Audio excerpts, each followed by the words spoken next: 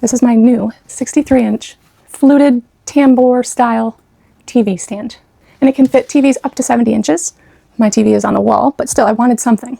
And I was drooling over this, so the brand sent me it for review.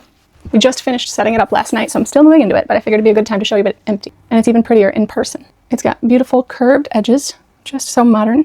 Beautiful oak finish all throughout. That color just gives it a very cozy feeling. It just goes so well with this room. It's got sliding drawers that open all the way out. So much room. Hand for reference. Huge. Both sides. Great place for your VCR or whatever you got. And then a storage for those Rogue cords and HDMI, who knows what's. And this mechanism is just so cool because it wraps all the way around to the back.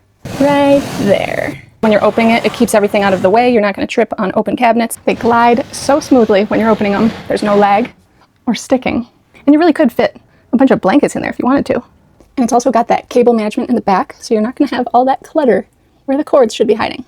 And those details are just so beautiful. They put thought into every bit of it. I love how simple the handles are. Very low profile.